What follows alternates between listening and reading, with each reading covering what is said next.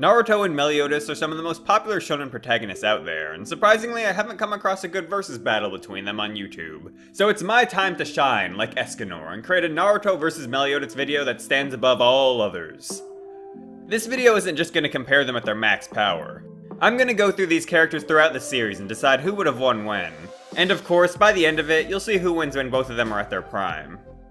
I'm going to start off going over Meliodas at the beginning of the series because he clearly starts out way stronger than Naruto does. In his base form, with most of his power stripped away by Merlin, he was still incredibly powerful, being able to slice a large hill in half with just a swing of a twig. He should also be somewhat comparable to Diane with Gideon, who basically ripped a small mountain right out of the ground and slammed it back down.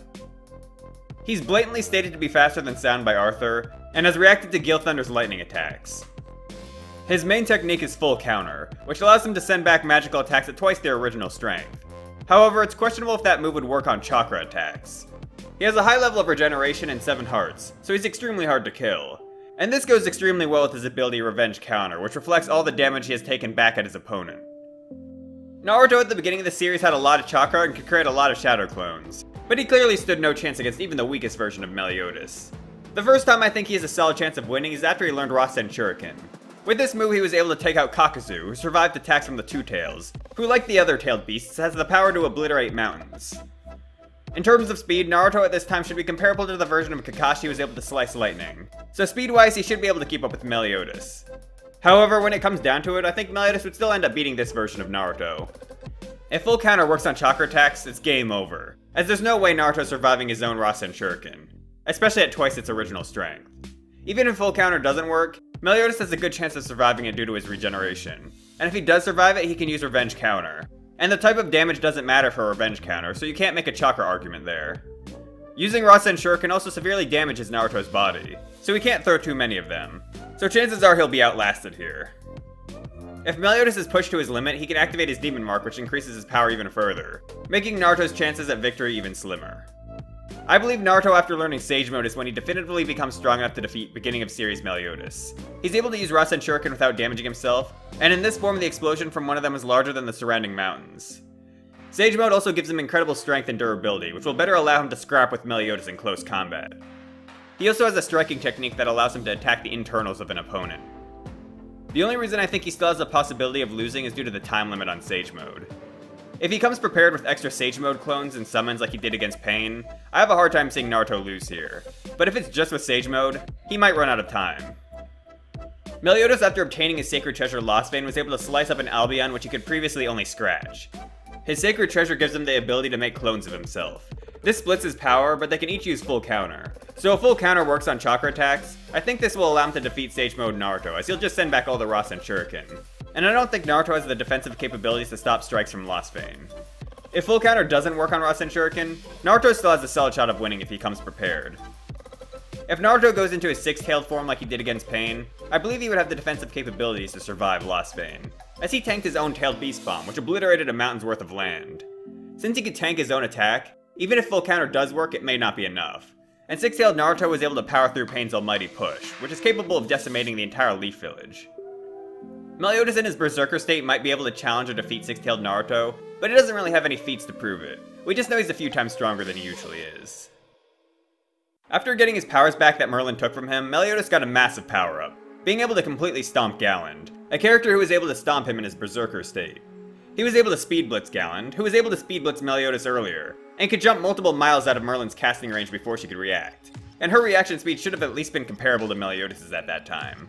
Due to all of this scaling, if the lightning magic Meliodas reacted to previously was actually lightning speed, base Meliodas at this point should be quite a bit faster than lightning in pure movement speed.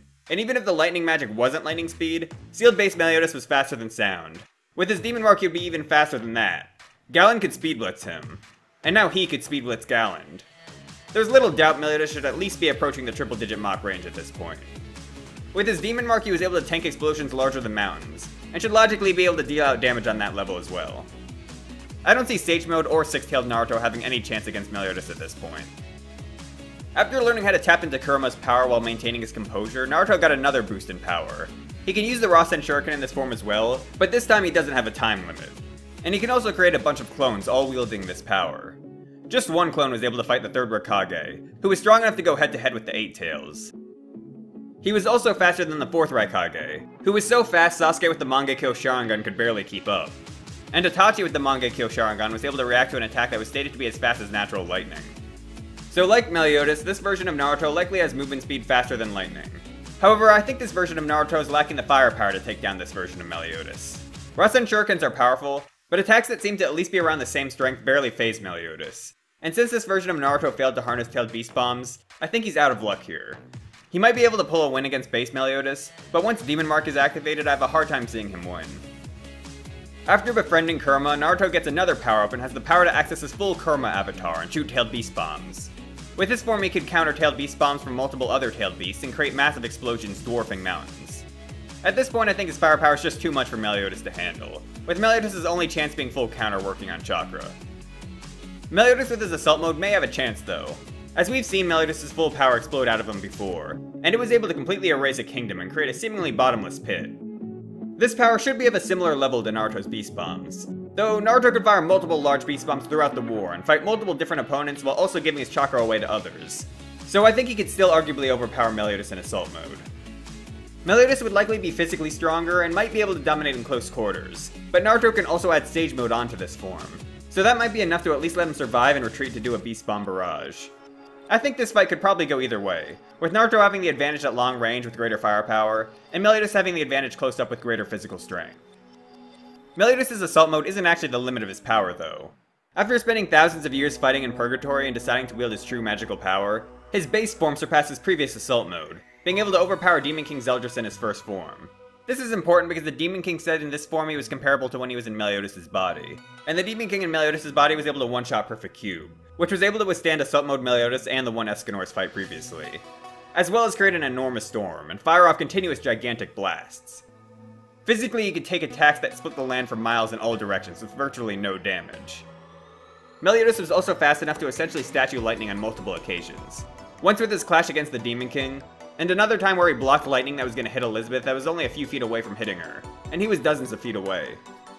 At this point, he should probably at least be close to sub-relativistic speeds based off this, and he can still use his Demon Mark and Assault Mode on top of this, so I think there should be no doubt his speed is in the sub-relativistic range with those forms. You could also argue Naruto into the sub-relativistic speed range after befriending Kurama, but I don't think it would matter as Meliodas' power is at least comparable to his, has better physical strength, better regeneration, and revenge counter if he needs to use it. With Kurama's power, Sage Mode, and all of his clones, I can definitely see people arguing Naruto having a chance, especially if Meliodas is in his base and not using his Demon Mark or Assault Mode. But I would personally side with Meliodas here.